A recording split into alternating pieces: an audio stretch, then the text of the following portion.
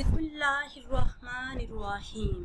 नाज़रीन, एक नई वीडियो के साथ आपकी खिदमत में हाजिर हैं और उम्मीद करते हैं कि आप सब खैरियत से होंगे। आज की इस खास वीडियो में एक खास कुरानी अमल आपके साथ शेयर करूंगी। सूरह कौसर को अगर आप इस तरह से पढ़ लेते हैं, हमारे बताए हुए तरीके से इस सूरह मुबारक को पढ़ लेते हैं, तो यकीन मानिए कि सिर्फ 11 दिन इस अमल को करने की बरकत से अल्लाह पाक आपके रिज़्क़ के तमाम मसाइल को हल फरमा देगा। 11 दिनों में करोड़पति बनने का ये नहायत ही मुजर्रब और ख़ास अमल है। इस अमल को करने की बरकतों से आपके घरों से गुर्बत का खात्मा हो जाएगा। इस एक सूरह मुबारक को पढ़ने से अल्लाह पाक न सिर्फ रिज़्क़ के मसाइल को हल फरमा देता है, बल्कि हर किस्म की मुश्किलात और परेशानियों से भी निजात हासिल होती है। मसाइल हल होते हैं और बड़ी बड़ी मुश्किल तरीन हाजती मिनटों में पूरी भी हो जाती है।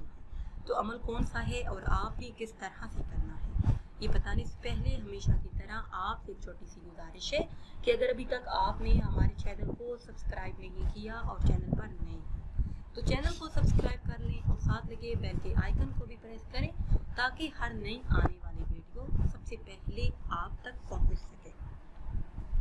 प्यारी इस्लामी बहनों और भाइयों, सूरह कौसर को बरकत वाली सूरत भी कहा जाता है। इस सूरह मुबारक को पढ़कर अगर खाने की किसी चीज़ पर दम कर लिया जाए तो इसमें बहुत ज़्यादा बरकत आ जाती है।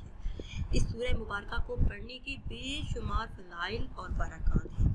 अब मैं आपको वो खास अमल बताती हूँ जिसको करने से आपकी तमाम माली मुश्किलात हल हो जाएंगी।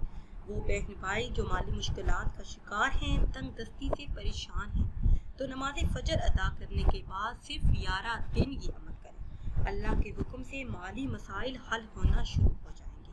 अमल आपने इस तरह से करना है कि नमाज फजर की सुन्नतें पढ़ने के बाद इस सूरह मुबारक की तिलावत 129 मरतबा करनी है। 11 दिन बिला नागा ये अमल करने की बरकतों से अल्लाह पाक रिज़्क़ के दरवाजे आप पर खोल देंगे।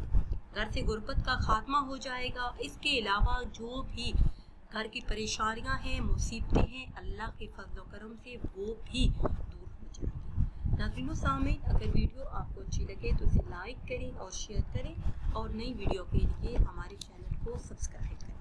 और अगर आप किसी ख्वाब की ताबीर जानना चाहते हैं या फिर कोई वजीफ़ा पूछना चाहते हैं तो वो आप कमेंट्स के ज़रिए हमसे पूछ सकते हैं। मुझे दीजिए इजाज़त। अल्लाह हाफ़िज़।